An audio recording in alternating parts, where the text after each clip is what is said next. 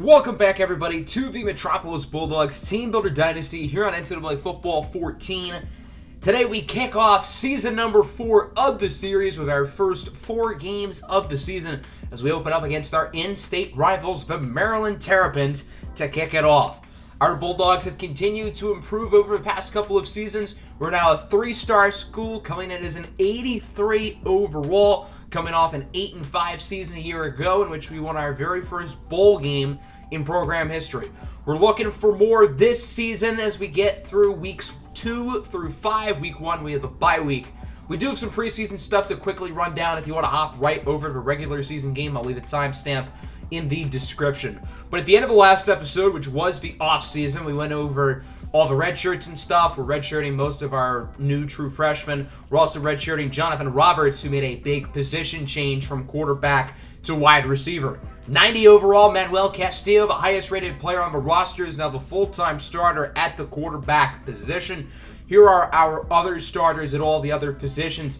Certainly the best team we've had yet, pretty much by far, and I am expecting some growth from this squad for sure. So hopefully we can win some big games, maybe get into the top 25 for the first time in program history. That's certainly a lofty goal, but a goal I think we can achieve. I've made one small change to the schedule from the last episode. Week 3, we were scheduled to play Syracuse. I switched it to West Virginia. A lot of people wanted us to play against West Virginia, so I figured, why not? That'd be pretty fun. I've been working hard the past couple days on all these subscriber-made custom recruits, and as you can see, with being a 3-star, there are a lot more better players who are interested, including a number of talented 4-stars, 3 of which are top 100 players in the class. So as we're now in week 1, we can look at the preseason polls and whatnot. University of Georgia at the top spot. The regular suspects in the top 25 as we come in at number 70, almost at 69. Unfortunately, the Temple, who did beat us last year, has us beat. For the conference outlook, they have us finishing in 4th place in the division. I certainly think we can be a better team than Temple, and after the year that Capital College had last year, I'd like to finish ahead of them as well. Currently, Seth Hennigan, who does play in our conference, is the favorite for the Heisman Trophy winner. Some other notable names there, including Justin Johnson, running back from West Virginia, who we are going to play against today. Looking at the preseason All-American teams, Michael Roberson, Figgy Yakabuti, and Lewis Reed are all on the All-NCAA first team, so that's pretty exciting. Unfortunately, nobody made the second team. As for the All-Conference team, we would have Delvin Hines II, Kevin Bowman, Michael Roberson, Figgy Yakabuti, Terrell Cream, and Lewis Reed. Then on the second team, we have Donovan Barrington and Garrett McCullough on offense, Curtis Neal and Brian McGrew on defense. So I think we've got a fun schedule up front. Today, as I said, we've got our first 4 games of the year against Maryland, West Virginia, Tulsa, and Tulane. Similar to last year, what we're going to do is we're going to play 2 full games, and we're going to simcast 2 full games per episode and hop in if they're close. The 2 games we're going to play are the first 2 games against Maryland and West Virginia, because I think those matchups are a little bit more interesting. Maryland's squad looks a little bit different. No more Talia Tungavailoa at quarterback. Instead, it'll be junior Wilbur Ford, who takes over as the starter. Had some good experience at DeMatha Catholic High School. We've got a couple of guys on our roster who came from DeMatha, most notably redshirt freshman wide receiver Kemi Emembenigba, who will be making his team debut. Despite losing Talia Tungavailoa, Maryland is a very talented squad in their own right. Tungavailoa always seemed to struggle against us, so we'll see if Wilbur Ford can sort of break that or if he'll have similar struggles. Welcome to Metropolis Field here in the nation's capital. Season 4 underway as the Bulldogs face off against their in-state foes, the Maryland Terrapins. Maryland chooses heads, and it actually does land on heads. Usually tails never fails, but not today. So the Bulldogs are going to start on offense as we get a look at Manuel Castillo finally as the full-time starter at quarterback. First play from scrimmage. Castillo has time, launches a prayer. Downfield, it's caught by the redshirt freshman, Kemi Emembenigba, who gets 55 yards. Talk about a first snap for Emembenigba, the freshman, coming in and quickly making a play. 2nd and 6, Castillo scrambling to the right. He can't find anybody open, so he gets crushed outside the pocket for a loss of 4. That was Jeremy Wilson who brought him down. It's 3rd and 10 for the Bulldogs. Castillo looks for the corner of the end zone. It's Kemi Emembenigba with his first career touchdown. Talk about an opening drive for Kemi Emembenigba. 2 receptions, 76 yards, and a score. The Terps have the ball for the first time today as on 3rd and 3. Penny Boone loses 5 on the screen. He's wrapped up by the freshman linebacker Lionel Brothers, who hopes to replace the impact that Hasil Diamantopoulos left. 3rd and 8, the Bulldogs run a screen, and it works out even less. Donovan Barrington loses 7, so the Bulldogs are going to be forced to punt it as well. Maryland has it back. Slow start for the Terrapin offense is on 3rd and 4. Wilbur Ford looks to throw it. He goes short, and it's caught by Corey Dyches, who only gets a yard. Dyches was unable to keep his footing, so Maryland, again, would have to punt it. No first downs for Maryland in the first quarter as Metropolis leads 7-0. A quick first drive for the Bulldogs, but other than that, it has been a pretty slow start for both offenses. Metropolis with the ball in the second quarter. On first down, it's a handoff for the redshirt freshman D.D. Santander, and he loses 5 on his first collegiate carry. He is expected to be the main running back, so I'm surprised he hasn't gotten the ball yet. Hopefully his next few carries are a little bit better than that one. The kick from Marquez Glover is good. His first career field goal attempt, hoping to replace last year's kicker Mark Mitchell. So it's now 10-0. Maryland has it back. Ford is sacked on 3rd and 4 for a loss of 8. Kevin Bowman, the redshirt sophomore, gets the sack. That would force a punt. And the Bulldogs get the ball back. 10-0 score. 2nd and 5 here for Metropolis as they look to possibly extend the lead. The defense is looking really good. The offense moving along as Kemi Mbembenigba gains 17 yards. And then Benigba's already over 100 yards in his debut. Talk about a first game. He's playing like Osiris Young did in his freshman debut a couple years ago as Andrew Williams gets the touchdown for the Bulldogs, and it's 17-0. Metropolis is starting to really dominate here as Maryland does to heave up a Hail Mary. And Ford's not even going to get it there. It's intercepted by McGrew, who tries to go for the lateral. It doesn't work, but with no time left on the clock, it doesn't hurt to take a shot. So that's going to wrap up the first half. A quick start here for the Bulldogs. They lead 17-0. The offense has been pretty good. The defense has been fantastic. Maryland opens up the ball here in the third quarter as it's a 2nd and 12. Wilbur Ford looks to throw it under more pressure, and he is sacked for a loss of 8. Wrapped up on the play by Lionel Brothers. He's had a pretty nice debut. He's had a couple nice plays today. Now it's 3rd and 20. 5 receivers set. Ford alone in the backfield as he looks to throw it under pressure. Takes a shot deep downfield, and it's broken up by Figgy Yakabuti, who nearly intercepted that one. Yakabuti had great ball skills last year. He's a little inconsistent in coverage. Hopefully he can clean that up as a sophomore. The Bulldogs have it back. 17-0 lead. That pass is caught by C.L. Frost. Ballsy throw from Manuel Castillo, who has been dotting up this Maryland defense all day long. 2nd and 9. Castillo gets it over to Osiris Young, who gets by the corner. Young is off to the races. That's a touchdown from 36 yards out. And the onslaught continues. Metropolis dominating against their rivals. 24-0 lead. 2nd and 13. It's a screen for Penny Boone. Maryland actually gets a first down. They haven't been able to say that much today. That's actually a really nice gain of around 25 for Boone off the screen from Wilbur Ford. So maybe Maryland can do something now that they're actually moving the ball. Ford dancing in the pocket, looking to throw it, and he's intercepted. What a catch by Figgy Yakabuti. Juggling the ball in to make the play. That's not an easy interception. Not to say that was a good throw. Yakabuti really had to make a play there, and he did. It looks like he might have caught that with one hand, and he's able to bring it in. An excellent interception for Yakabuti, and the Bulldogs continue to dominate. 2nd and 9. Castillo looking to throw it. Has time. He's going to connect with the freshman tight end, Giorgi Bucciarelli, for his first career reception. Very excited for this kid's future. I think he could be the starting tight end next year, with Tadion Smith-Gardner being a senior. That'll wrap up the third, 24-0, not even close. Last year's matchup between these two teams came down to the very end when Osiris Young caught the game-winning touchdown at the buzzer. Not so much today. Good run for Barrington, 2nd and 7. Castillo is sacked for a loss of 9 by Ruben Hippolyte II. So the Bulldogs are going to be forced to kick another field goal here. Redshirt sophomore Marquez Glover will make it 27-0. After that, Maryland would have a pretty long drive down the field. It's a 4th and goal here for the Terps, looking to finally get on the board. Ford under pressure from Abubakar. He gets it over to Freddie Kings, who goes into the end zone for a score. I believe Freddie Kings is a custom recruit. I may be wrong about that. So Maryland finally breaks the shutout. It's now 27-7. For the onside kick, it's picked up by Giorgi Bucciarelli. And that should wrap this one up. Really dominance from the first play of the game onwards, but the Metropolis Bulldogs win this one with ease, 27-7. Never really a doubt today for the Bulldogs. The offense was pretty good. They were efficient. The defense was fantastic. That last drive, Maryland scored, but that was pretty much garbage time. We did a great job setting pressure. We had a couple nice interceptions.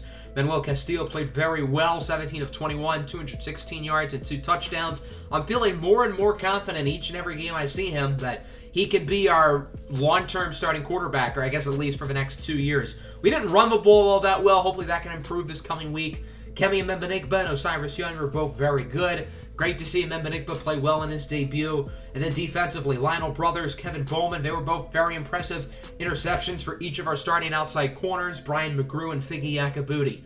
Wilbur Ford wasn't great. He did play well on that last drive, most of which I cut out because, well, it was garbage time. But Maryland's offense just never really got rolling. They had a hard time sustaining long drives. Whenever they did get a nice play or two, they turned the ball over right after, or it just stalled out. So a good win there in our first game of the season against the Terps, as that'll bring us to week 2 of the season, our first road matchup of the year against the University of West Virginia. These Mountaineers, representing the Big 12 Conference, are certainly a very talented team. They've got a big atmosphere here in Morgantown, and West Virginia is looking for their first win of the year. Unlike us, the Mountaineers really struggled in their first matchup of the season, getting smothered 45-3 against the Huskies of Washington. So they are really looking to get their season back on track. They don't want to start 0-2. West Virginia has big expectations, featuring a possible Heisman favorite at running back with Justin Johnson, who is really, really good. So they want to get things rolling here in their first home game of the season against us. We don't have to travel too far. Washington, D.C. and Morgantown are pretty close together. West Virginia is a talented team led by redshirt senior quarterback Garrett Green and, of course, Justin Johnson, who ran for 2,000 yards and 18 touchdowns a year ago. They also have Jake Parks, who is 98 speed. I don't know if you guys remember that name, but in year 1, Jake Parks was on our recruiting board. We wanted to get him. We ended up getting a worse version of Jake Parks in Donovan Barrington. And after looking at their career numbers, Donovan Barrington's probably been the better player. So it kind of worked out. Welcome to Milan Pukshar Stadium here in Morgantown, West Virginia, as the 0-1 West Virginia Mountaineers host the 1-0 Metropolis Bulldogs.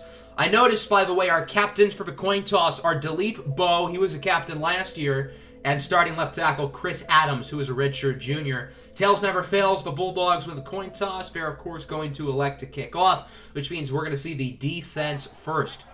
So here is the West Virginia offense, featuring quarterback Garrett Green and, of course, the Heisman front-running running back Justin Johnson, as Green is sacked on first down for a loss of 3 by the junior Delvin Hines II, who is possibly hoping to be the school's all-time sack leader when it's all said and done. He might reach that mark this year. The Bulldogs have the ball, 2nd and 1. Castillo connects with Giorgi Bucciarelli. I have no clue how that play worked. Nobody was open, but Bucciarelli does a good job of getting some space. Great protection from the offensive line there. 3rd and 5, handoff to Barrington to the left side. He loses 5. As good as the pass blocking has been so far this season, the run blocking has not been so good. After the tackle for loss by Andrew Wilson-Lamp, the Bulldogs make the field goal from 46 yards out. Good work from Marquez Glover, and it's 3-0. West Virginia with the ball now. Here's Garrett Green trucking through defenders. He just annihilated Terrell Cream. Remember a couple years ago when every quarterback we faced off against looked like prime Michael Vick? Yeah, I'm starting to get those flashbacks. Most of the quarterbacks we faced off in Season 2 were big beefers, guys who were like 6'5", 250, and they were running for 150 yards a game. If they can do that, who knows what Garrett Green can do, although last year our defense did a lot better against scrambling quarterbacks. 3rd and 9, Green looking for the end zone. It's hauled in by Sam Brown, who burns Brian McGrew for the touchdown, and it's 7-3 as we wrap up the first quarter here in Morgantown. Neither side's really gotten a ton of momentum. It's been a close start, but the home West Virginia does hold the lead. 2nd and 12 for Metropolis as we open up the second. Castillo on the run. Somehow gets it over to Tadion Smith-Gardner for a nice gain. Now at the goal line, 3rd and goal. Castillo rolls out to the right. He goes short for Giorgi Bucciarelli, who's unable to hold on to it. The The ball is broken up. That'll make it a 4th and goal inside the 5. And the Bulldogs are going to go for it. Head coach Isaiah Sparks, you know he loves to be ballsy here. Castillo looking to throw it. Again, rolls to the right. He will connect with D.D. Santander, who gets the touchdown. His first career score. It comes off of a reception. And so Metropolis now leads 10-7. It's been a slow start so far for D.D. Santander. Hopefully he can get it together here as this game and the start of this season continues. 1st and 10, Garrett Green again with another ridiculous run, wrapped up by McGrew and Yakabuti at the 10-yard line. The Mountaineers now at the goal line as they look to punch it in and take the lead. 2nd and 3 from inside the 5. It's Jake Parks who's going to rumble his way to the end zone. Parks showing off that 98 speed. There's a reason why we really wanted to get him all the way back in season number 1. But Donovan Barrington's 97 speed will do instead. It's going to be an option. Castillo pitches it over to C.L. Frost, who makes a nice run to the outside. Frost gets around 13 yards. That'll move the chains. It looked like D.D. Santander was oddly enthusiastic at the end of that play, jumping around on the sidelines. 2nd and 11. Castillo, no time to throw it. Breaks one sack, but is brought down after the second defender comes in and brings him down. It's Sean Martin who makes the play, and that'll make it a 3rd and 20. The Bulldogs would do nothing and punt it. 3rd and 3 for West Virginia. Johnson trying to get the first down, but he gets nothing, flipped on his side. So the Bulldogs answer right back with a stop of their own. Metropolis has it here late in the first half, looking to take the lead. 2nd and 11. Castillo gets it over to Kemi and then Benigba for a nice first down conversion. That'll move the chains. Metropolis trying to move somewhat quickly here. 2nd and 6. Castillo back to him and Benigba, who quickly gets out of bounds. 7 catches and 67 yards in the first half for Benigba, who continues to have a fantastic start to his freshman season. 3rd and 10 here, 2 seconds left in the half. The Bulldogs are going to go for a 49-yard kick. It's up. It is short. No good. Marquez Glover misses it as this kick was just short. I'm pretty sure it just doinked off the crossbar. So that'll wrap up the first half. 14-10, West Virginia leads. Pretty close start here. We'll see if the Bulldogs can make some noise. They do start the ball in the second half. So we'll see if that can prompt Metropolis to get anything going here starting in the 3rd quarter. So the Bulldogs open it up. 2nd and 7 here from around the 40 after a great kick return from Donovan Barrington, who's done very well on kick returns this year as Castillo floats it for Young. Young gets by the defender, still alive, and wrapped up inside the 20. Osiris Young continuing to show what he can do after the catch. Big first down for Metropolis. Following play, it's going to be a handoff for Donovan Barrington, who makes a nice cut. Barrington inside the 10 to the 5. With D.D. Santander struggling, it is worth noting that when Donovan Barrington's gotten the ball, which has been a lot less, he's been a lot better than Santander. So I don't know if it's the offensive line. I don't know if it's Barrington. Well, D.D. Santander does score here, his 2nd all-purpose touchdown of the game. First one was a receiving score. Now he gets a rushing touchdown, and it's 17-14 in favor of the Bulldogs. West Virginia has it back, looking to take the lead back. Garrett Green goes short for Davis, who gets by the defender, wrapped up by Cream. We have a late flag. That's going to be a face mask on Terrell Cream. So to go with the 11-yard gain, it'll be an additional 15 yards added on at the end of the play after the face mask call on Cream. Costly penalty there. West Virginia would slowly but surely move down the field after that, as they now have it inside the 10. Handoff for Justin Johnson. Johnson untouched into the end zone as he walks the red carpet, and West Virginia is back ahead. 21-17, 3rd down for the Bulldogs. Castillo rolls out to the left, hoping he can get somewhere, but his throw is incomplete. Good pressure by the West Virginia defense. It's Porter with the hit. 4th and 7, the Bulldogs go for the field goal, and the kick is good for Marquez Glover.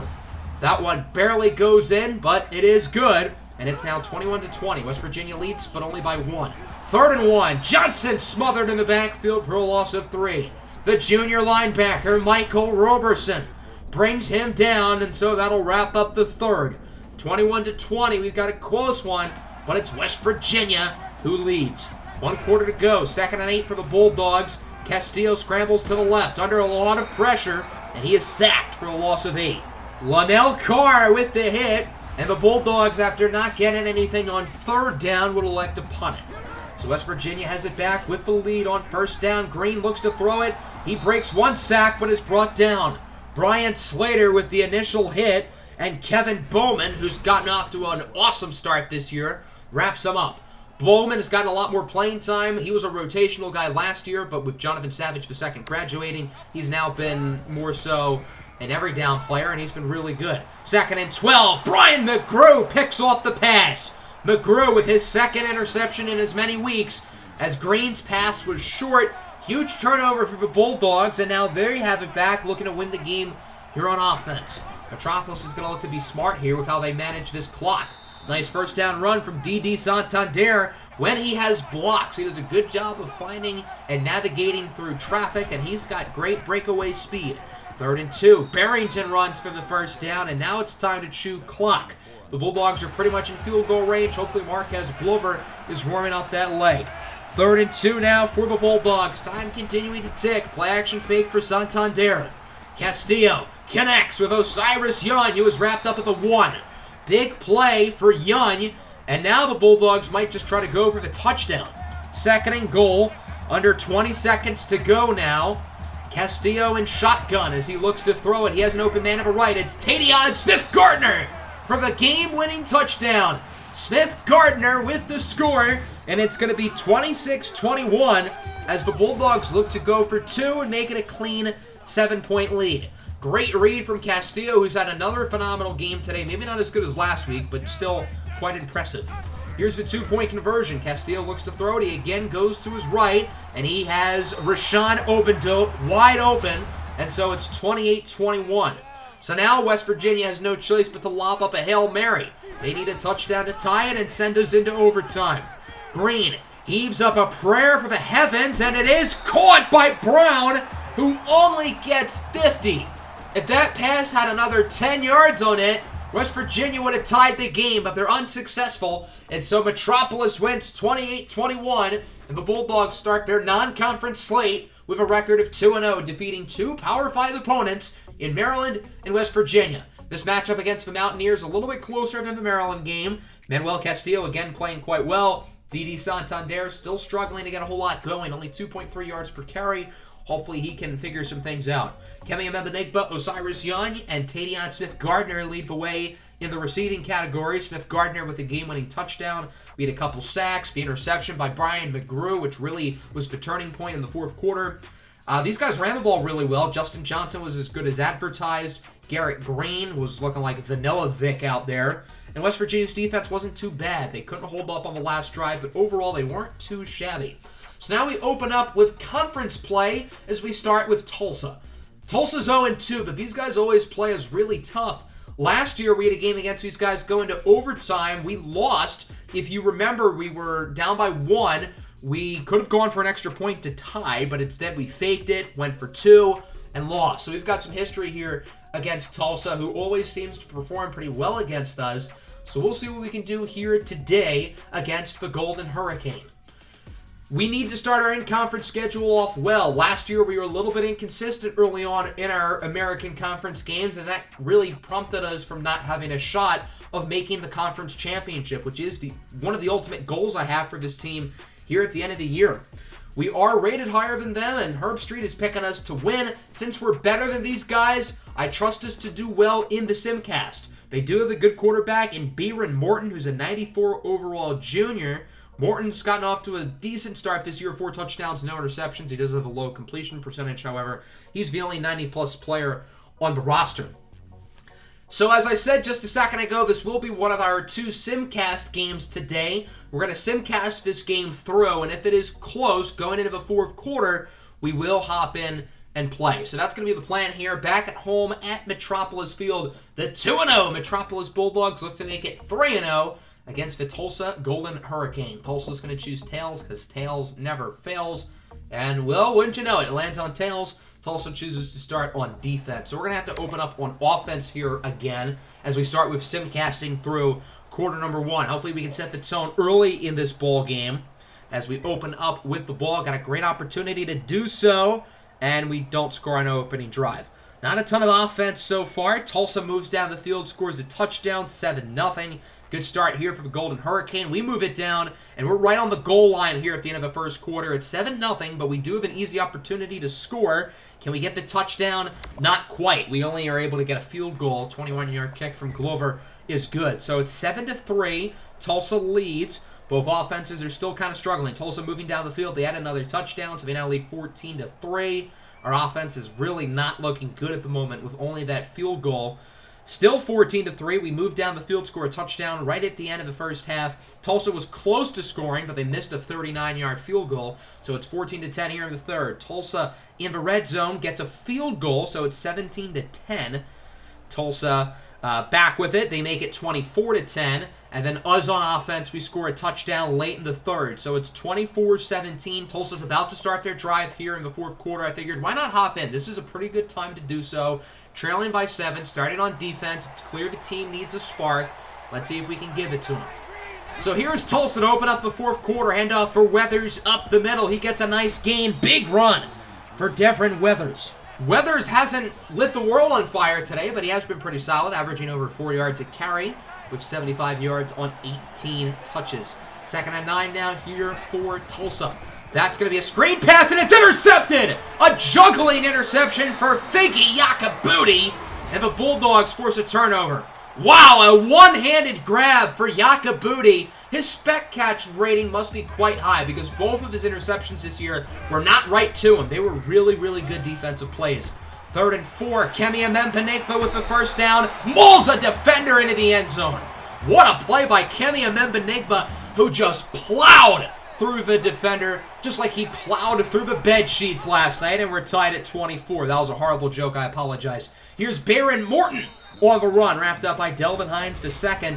We'll see if Tulsa can try to finish it off here on this drive, win their first game of the year, and does our first L of the year. Morton, under pressure, sacked by the redshirt freshman Lionel Brothers for a loss of 7. Big sack for the Bulldog defense, and it's now a 4th and 17. Tulsa elects to go for it. They don't trust their kicker, and they don't want to punt it. So what do? They go short, and they don't get it. Tony Homeler only gets around 5 or 6, so the Bulldog defense forces a stop. They're going to get it back on offense with a chance to win the game, just like last week, tied up. 24-24, Castillo on 2nd and 6. He's going to keep it. Manuel Castillo with a big run past the 30. All the Bulldogs really have to do is get in field goal range. Hopefully Marquez Glover's leg is warming up. 2nd and 7, Castillo on the run with time winding down. Gets it in the corner of the end zone for Rashawn Obendote, who gets the touchdown. Obendote's getting some extra snaps because Osiris Young got banged up earlier on the drive. Obendote making the most of his opportunity as it's 31-24. 4th down for the ball game. It's broken up. Brian McGrew with the deflection, and this game is over. 31-24, a big fourth quarter comeback for the Metropolis Bulldogs as we start the year off 3-0. Manuel Castillo wasn't as impressive today. He did still throw for 3 touchdowns. Look at Didi Santander, though. 29 for 124. Clearly, he's good in the sim, which is encouraging. Kemi Amembanekba played well. Of course, Rashawn Obendote to the game-winning touchdown. It looked like the offensive line was really good. The defense made plays. The Figgy Yakabuti interception really changed things. That was a huge play. Baron Morton played well for Tulsa, though, despite the loss. He was really good. Malachi Jones, 9 catches, 162 yards. I don't know who was covering him. I guess probably McGrew or Yakabuti. Bryson Thomas with a sack. DeMarco Williams with the first interception thrown by Manuel Castillo of the year. So we're going to simulate to our final game of the episode. On the road in New Orleans, Louisiana, to face off against number 22 ranked Tulane. Had I known they were going to be ranked, I would have played this game, probably over the West Virginia one. But as I thought about it, I figured maybe it'd be a good test to see how these guys do in sim against a ranked opponent. I would feel more confident going into this game if I was actually playing it, because I think we have a better chance to win. Tulane is playing really well this year. They're 3-0, just like us. They're at home, and obviously they're ranked. These guys are real good. As I look at their scores, they haven't beaten anyone all that impressive. Old Dominion, Wake Forest, and the University of Louisiana Lafayette a week ago. It seems like their offense is very high scoring. We're not getting any votes in the top 25 polls, but if we win today against a ranked opponent on the road, we should at least be getting votes. If not, maybe we'll be in the back end of the top 25. Who knows? Their roster isn't that impressive, led by senior quarterback Justin Ibieta. They had a good senior quarterback last year in Michael Pratt, who I guess graduated. Iverson Celestine is their starting running back, again, talented.